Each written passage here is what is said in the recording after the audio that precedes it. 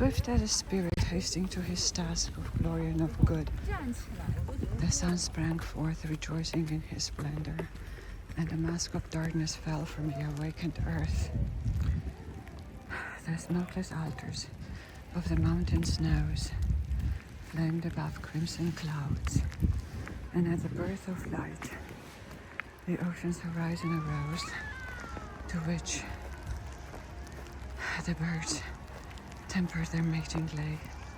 All flowers of field or forest were to unclose, trembling their eyelids to the kiss of day, swinging their censers in the element, with orient incense lit by the new ray.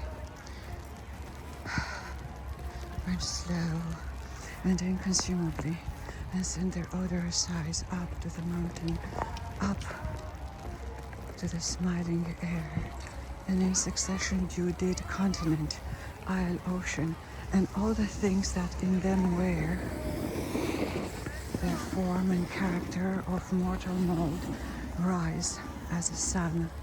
Their father rose to bear their portion of the toil, which he of all took as his own and then imposed on them. But I, whose thoughts, which must remain untold, had kept as wakeful as the stars that gem that cone of night, now they were laid asleep, stretched my faint limbs beneath a hoary stem which an old chestnut flung athwart the steep of a green Apennine. Behind me fled the night, before me rose the day. The deep was at my feet, and heaven above my head, when a strange trance over my fancy grew, which was not slumber, for the shaded spread was so transparent that the scene came through as clear as, when a veil of light is drawn over evening hills, they glimmer, and then I knew I had felt the freshness of the dawn bathe in the same cold dew my brow and hair, and sat as thus upon that slope of lawn, and heard as there the birds, the fountains, and the ocean hold sweet talking music through the enamored air. And then a vision on my brain was rolled, as in that trance of wondrous thought I lay. This was the tenor of my waking dream thought, beside a public way thick strewn of summer dust, and a great stream of people. There was hurrying to and fro, numerous as gnats upon the evening gleam, all hasting onward, yet none seemed to know where they came and where they would go, and why they made one of the multitude. And so was born amid the crowd as through the sky one of the million leaves of summer's beer. Old age and youth, manhood and infancy mixed in one mighty torrent did appear, some fleeing from the thing they feared, some seeking the object of another's fear, and others, as with steps towards the tomb, poured on the trodden worms that crawled beneath, and others, mournfully within the gloom of their own shadow, walked and called it death, and some fled from it, as it were a ghost half fainting in the affliction of vain breath, but more with motions which each other crossed, pursued, or shunned, the shadows that clouds threw, or birds within the noonday ether lost upon that path where flowers never grew, and weary with vain toil, and faint for thirst, heard not the fountains, whose melodious dew out of their mossy cells forever burst, nor felt the breeze which from the forest stalled of grassy paths and woodlands interspersed with overarching elms and caverns cold and violet banks, where sweet dreams brewed, but they pursued their serious folly as of old. And as I gazed, methought that in the way the throng grew wilder as the words of June, when the south wind shakes the extinguished day, and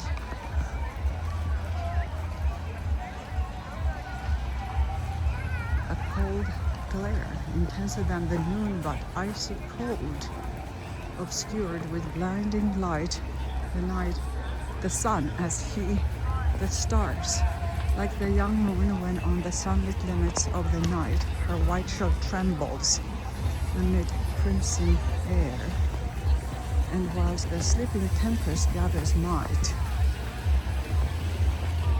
doth as the herald of its coming bear the ghost of its dead mother, whose dim form bends in dark ether from her infant's chair.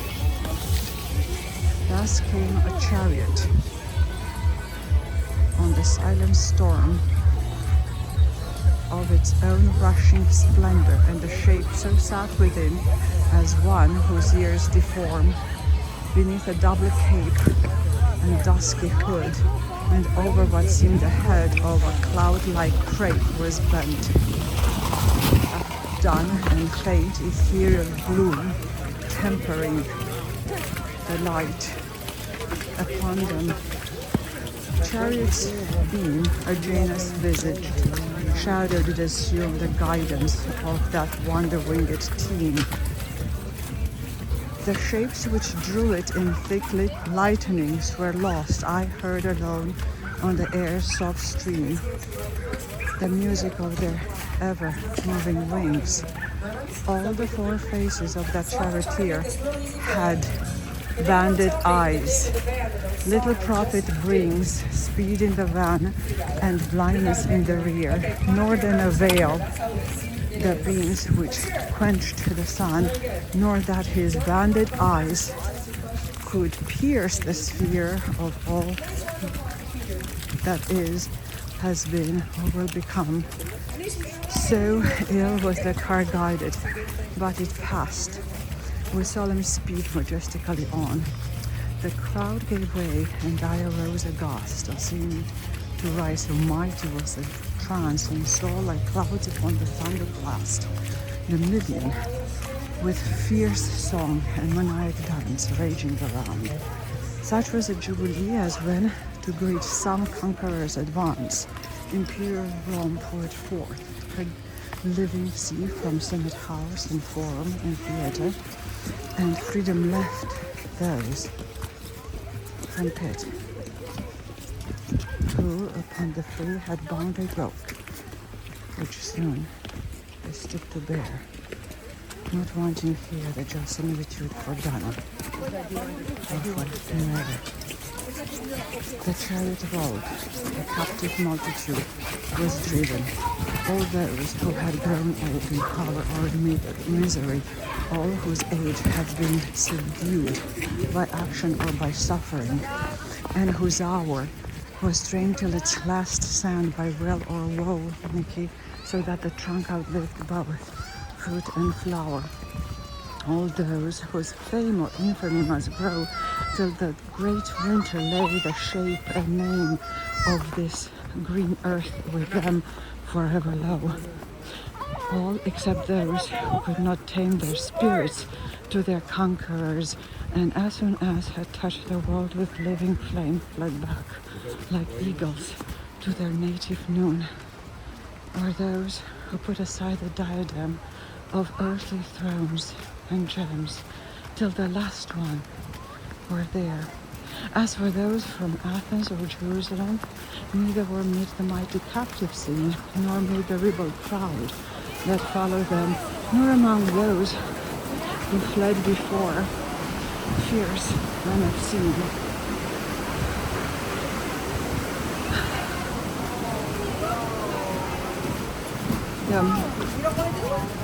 Wild and maddens in the van, and those who leaded fleet like shadows on the green outspeed the chariot, and without repose mix with each other and tempestuous measure to savage music wilder as it grows. They, tortured by their agonizing pleasure, convulsed, and on the wild whirlwind spun by that fierce spirit whose unholy leisure was soothed by mischief since the world begun, throw back their heads and loose their streaming hair, and in their dance round her who dims the sun, maidens and youth fling their wild arms in air. As their feet twinkle, they recede, and now, bending within each other's atmosphere,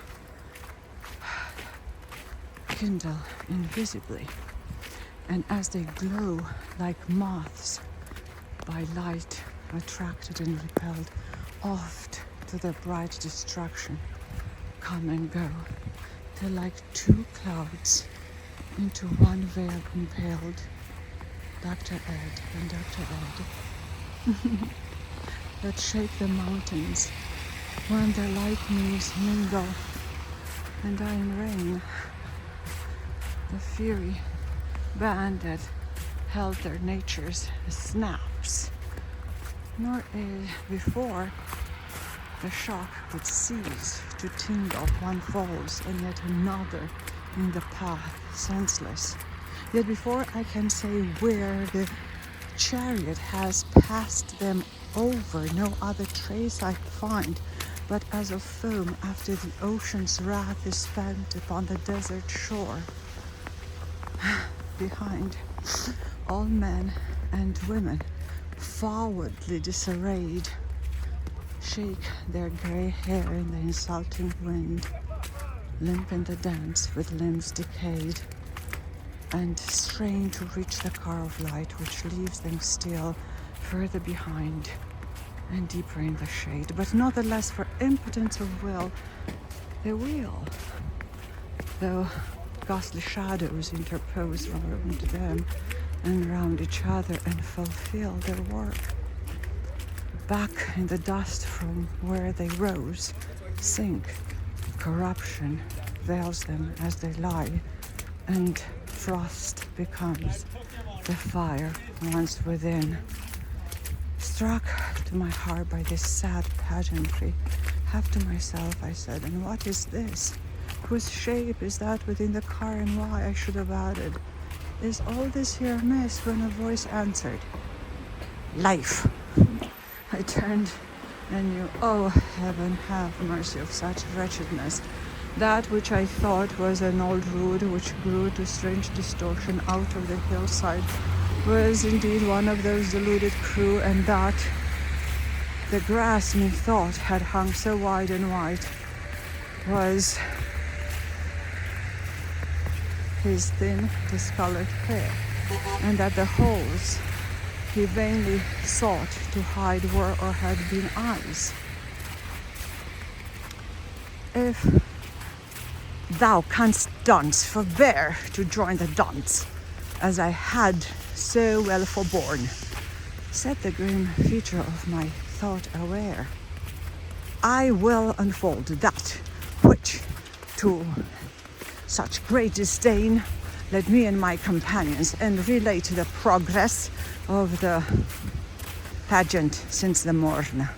If thirst of knowledge would not by then abate, follow it, eat even through the night. But I am weary, like one under the weight of his own words. He staggered. He wearily paused, and before he could resume, I cried, first, who art thou? Before thy memory, I feared, loved, suffered, did and died.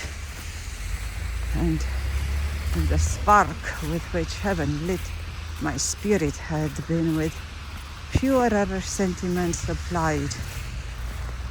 Corruption would not now this much inherit of what once was Rousseau, nor this disguise stain that which ought to have disdained to wear it. If I had been extinguished, yet there lies 1,000 beacons from the spark I bore. And who are those chained to the car? Oh, the wise, the great, the unforgotten, they who wore mitres and helmets and crowns and or wreaths of lives, signs of thought's empire over thought. Their Lord taught them not this, to know with themselves their might could not repress the mystery within. and for the morn of truth they faint. Corruption caught them before evening. And who is he with chin upon his breast and hands crossed upon his chain? He, the child of a fierce hour, who sought to win the world and lost all that it did contain of greatness. His hopes destroyed, and more than fame and peace that virtue self could gain without the opportunity who bore him on the eagle's pinion to the peak from where 1,000 climbers have before fallen as Napoleon fell. I felt my cheek alter to see the shadow as it passed away, whose grasp had led the giant world so weak that every picnic kicked it as it lay. And might I suffer to think how power and will in opposition rule our mortal day, and how God made irreconcilable good and the means of good. And for despair I have disdained my eyes' desire to fill with visions of the times that were and scarce have ceased to be. Dost thou behold corruption,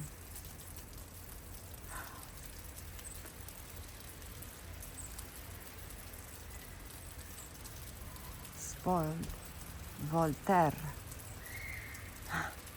Frederick and Kant, Catherine and Leopold,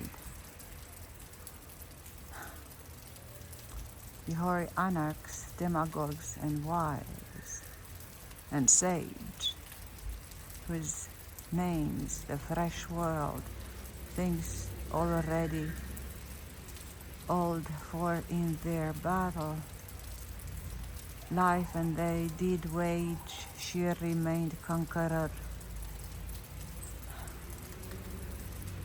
I was overcome by one sad thought, which neither age, nor tears, nor infamy,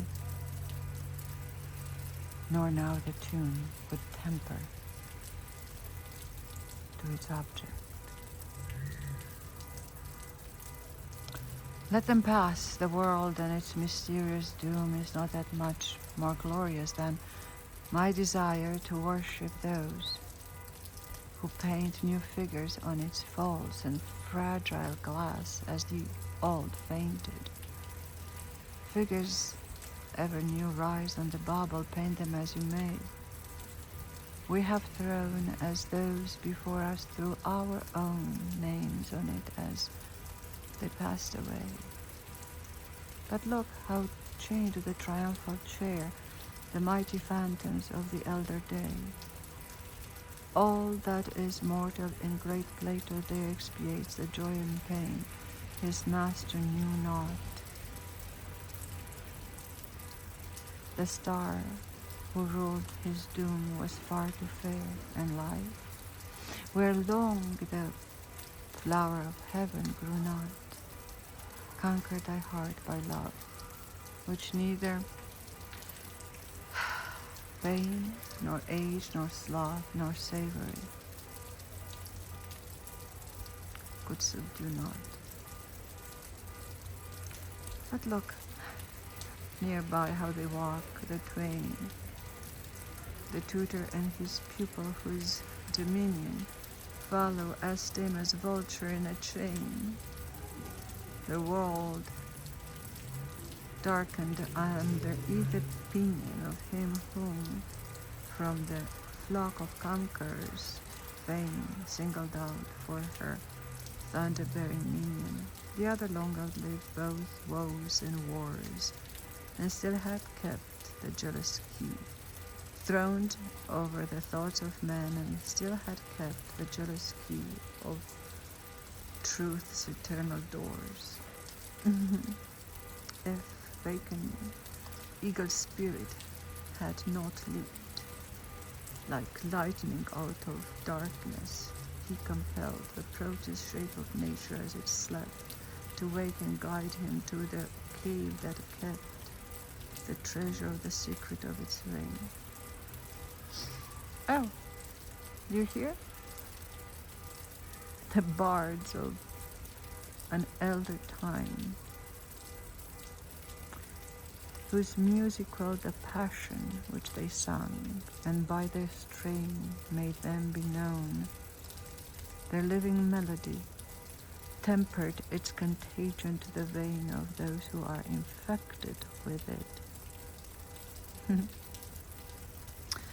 I have suffered of what I wrote of viler pain, and so my words have seized of misery, even if of the deeds of others, not of theirs.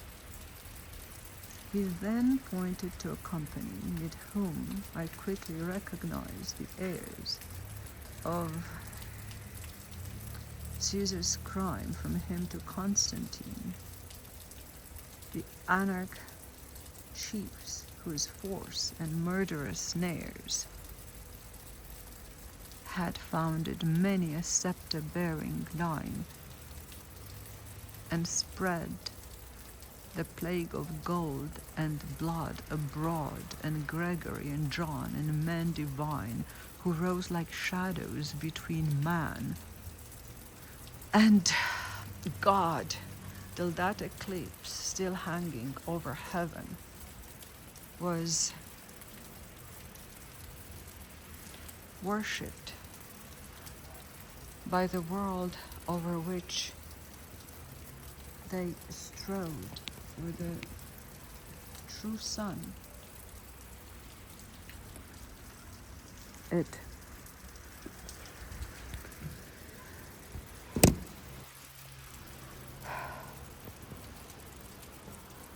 quenched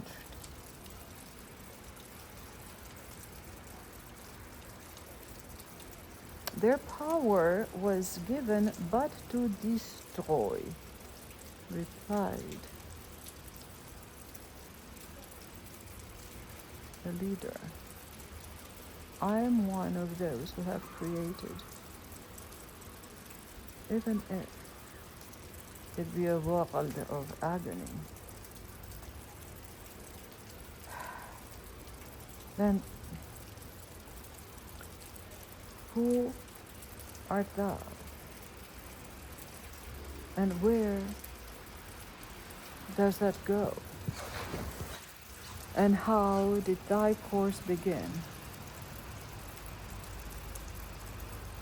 And why? My eyes are sick of this perpetual flow of people, and my heart of one sad thought. Speak. Who am I? I hardly seem to know. How and by what path I have been brought to this dread pass, methinks but mostly guess. Why this should be, my mind can compass not, and whether the conqueror hurries me, even less. But now, follow thou in this wretchedness, and from spectator turn into actor or victim. Now, if that can be taught, I sign up to learn from thee.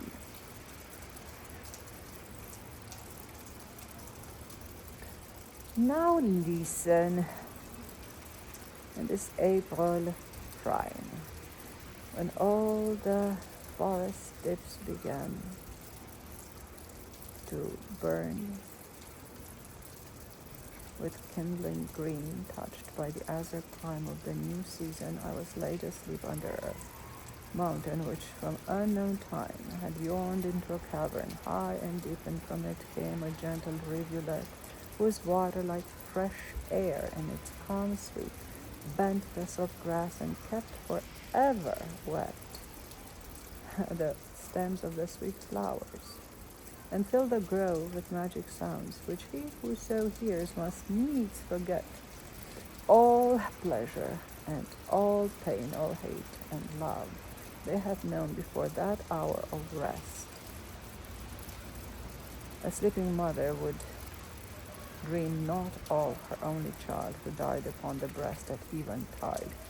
A king would mourn no more the crown of which his brows were dispossessed, when the sun lingered over his ocean's floor to give his rival new prosperity. And there would soon forget to vainly to and vainly to deplore ills, which if ills can find no cure indeed, the thought of which no other sleep will quell, nor other music blot the memory, so sweet and deep is the oblivious spell. And if life had been before that sleep, the heaven I imagine, or the hell of this sleep day in which I wake to weep, I know not. I wake up, and for a space the shreds of wood and water seems to keep. And although it is broad day now, a gentle line diviner than the common sun shades on the common earth, and for a place, and all the place is filled with magic sounds interwoven into one oblivious melody, confusing sense with shadows done. And as I looked, the suns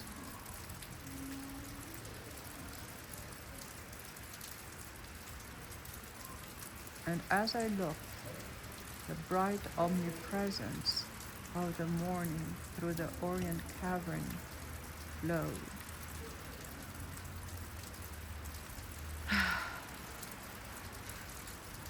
And the sun's image, radiantly intense, burned the waters of the well that flowed, that glowed like gold, and filled the forest maze with winding paths of emerald fire. There stood amid the sun as he amid the blaze of his own glory.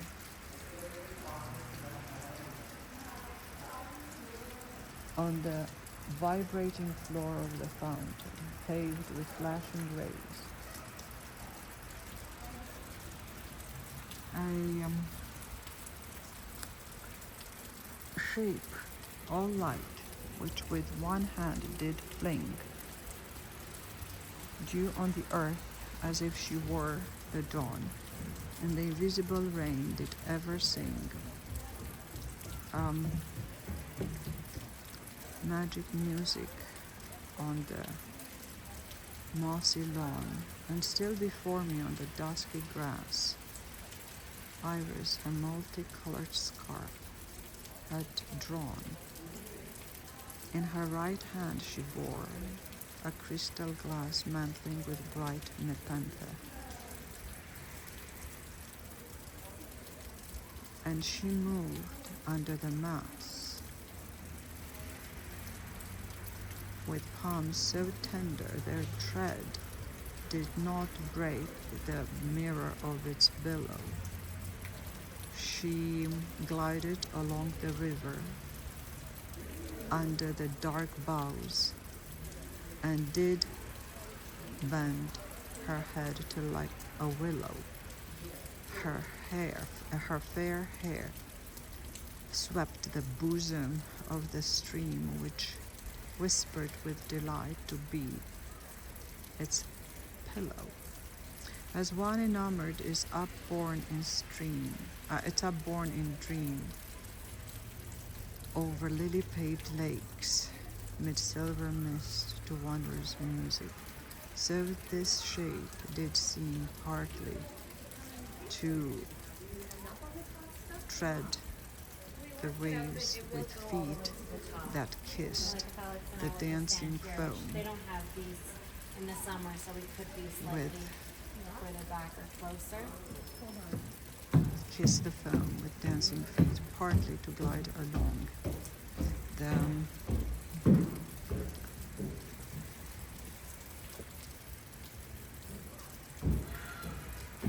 waves that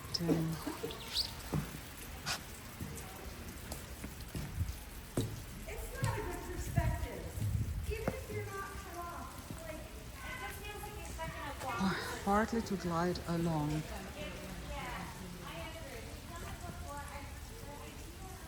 the soft air that roughened the moist amethyst, or the faint morning beams that fell among the trees, or the soft shadows of the trees.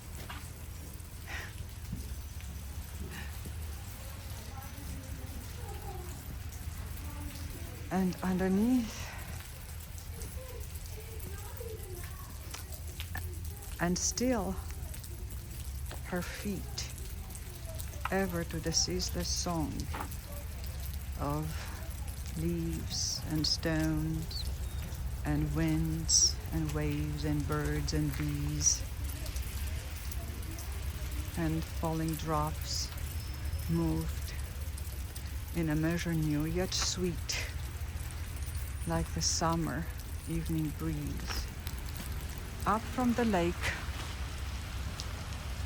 a shape of golden dew between two rocks athwart the rising moon dances in the wind, where eagles never flew. And still her feet, no less than the sweet tune to which they moved, seemed, as they moved, to blot the memory of him who gazed on them, and soon all that it was seemed as if it had been naught.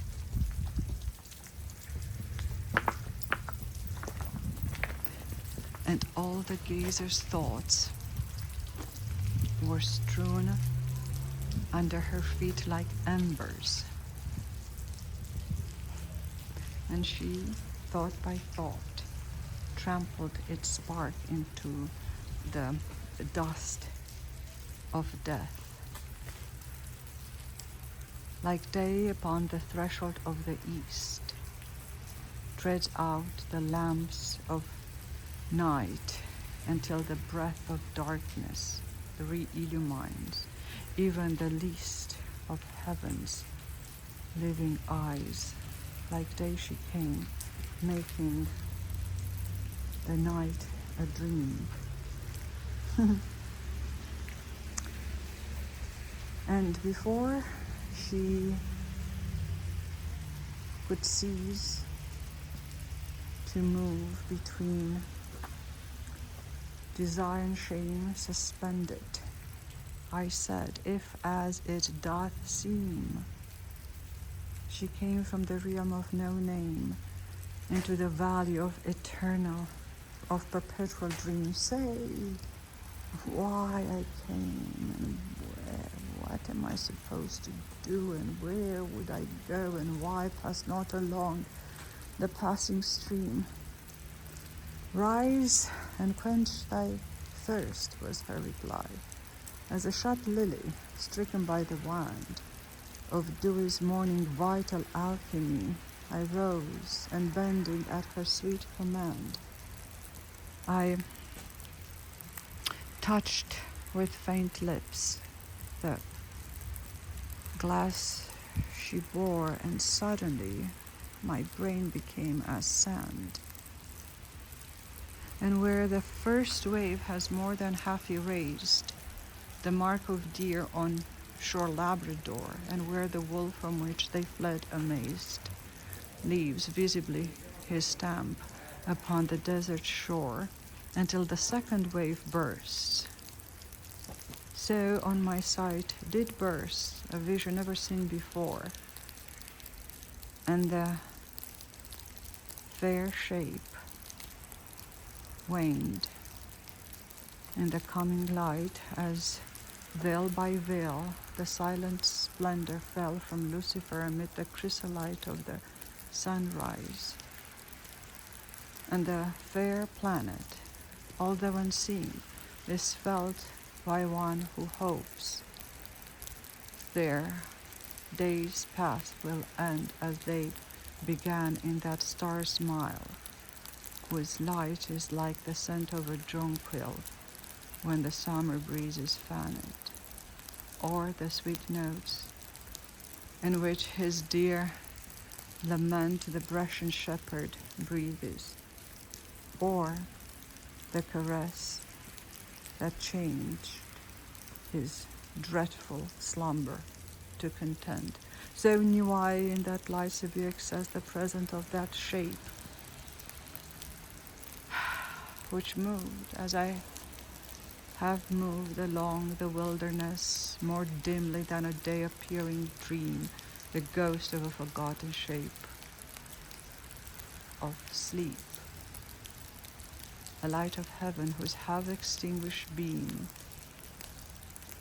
in this sick world in which we wake to weep glimmers forever lost, forever sought. So did this shape its obscure tenor keep beside my path, as silent as a ghost. But the new vision and the cold bright car crossed with solemn the forest with solemn speed and stunning music, and as if from some dread word triumphantly returning, the loud million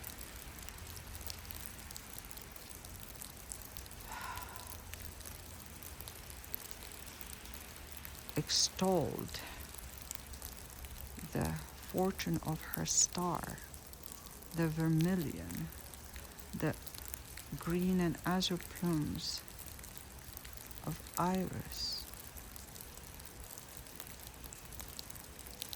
The star, a moving arch of victory, the vermilion, the green azure plumes of Iris had built high over her wind-winged pavilion, and underneath, ether glory clad, the wilderness, and well before her flew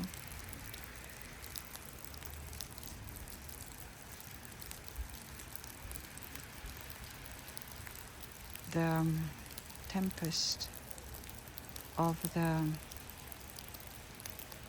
beauty which forbade shadow to fall from shadow. The crew seemed in that light like atomies, some like atomies to dance, some on the new embroidery of flowers that did enhance the grassy vesture of the desert plain, forgetful of the chariot's swift advance. Others stood gazing within the light of the great mountain till its shade left them dim. Others outspeeded it and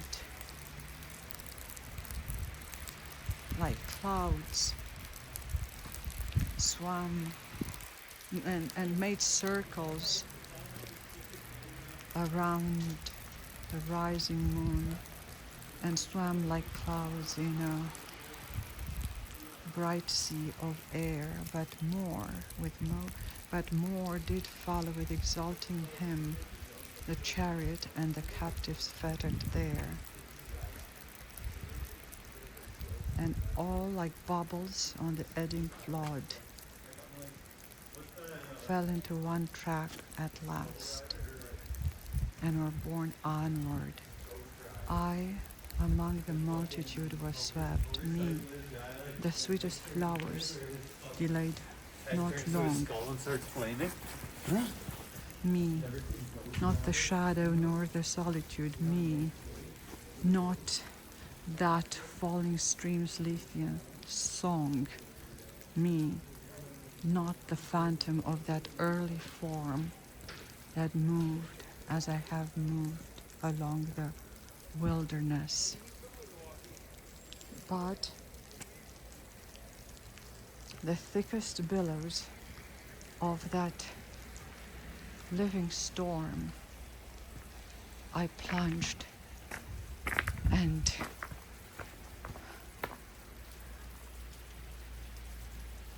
bared my bosom to the clime of that cold light, whose air too soon deform a wonder worthy of the rhyme. Before that chariot, too soon deform.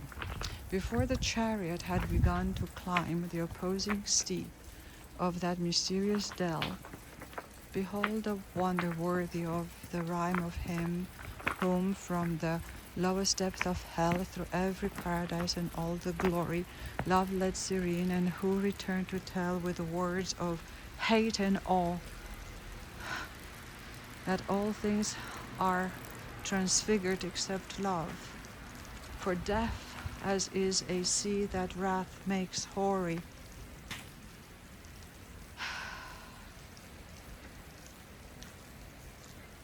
the world can hear not the sweet notes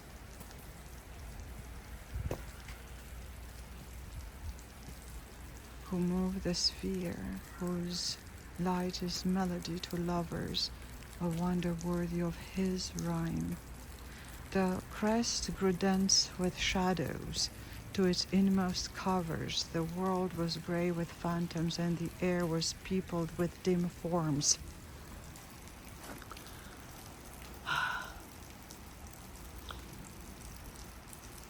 As where there hovers dim forms,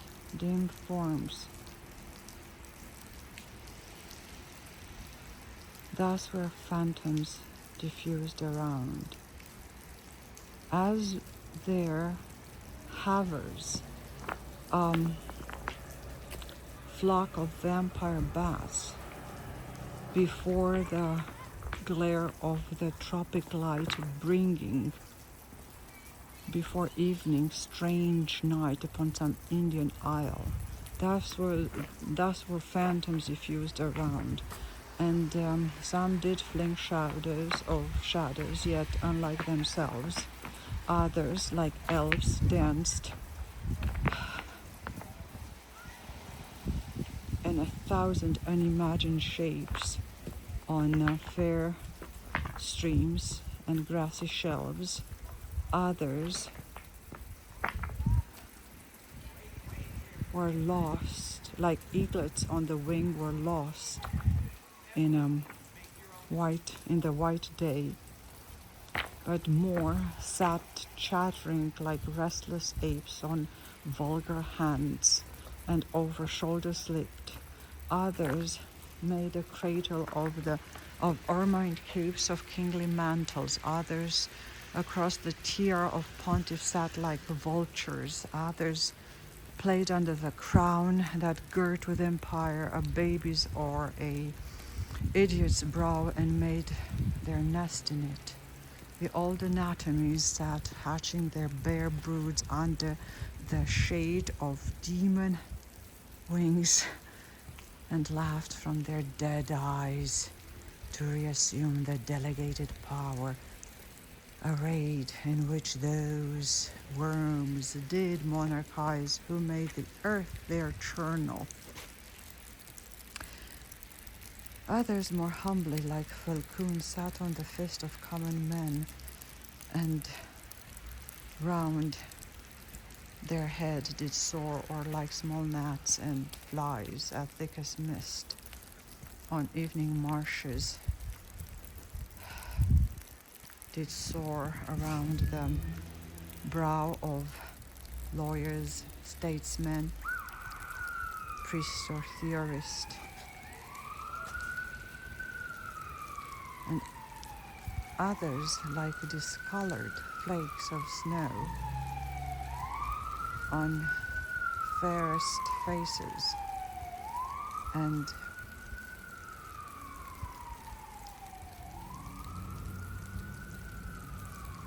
fell and were melted by the youthful glow which they extinguished, and like tears they were a veil to those from whose faint lids they rained in drops of sorrow. I became aware of those forms that preceded and thus stained the track in which we moved. After brief space from every form, the beauty slowly waned from every firmest limb and fairest face. The strength and freshness left, the action and the shape without the grace of life.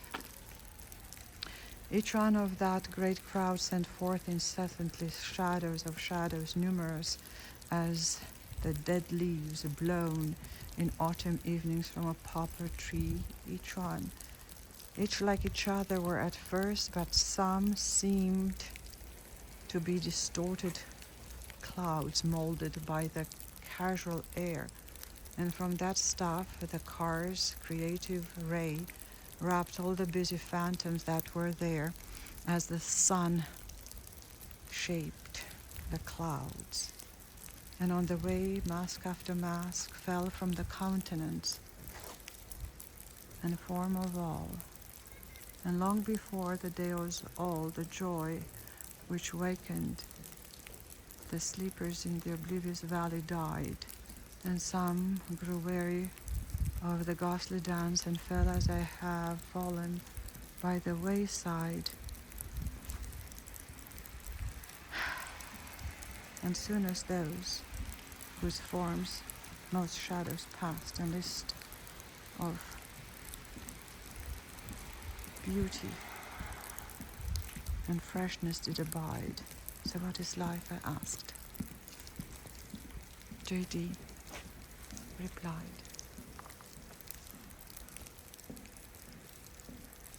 a catcher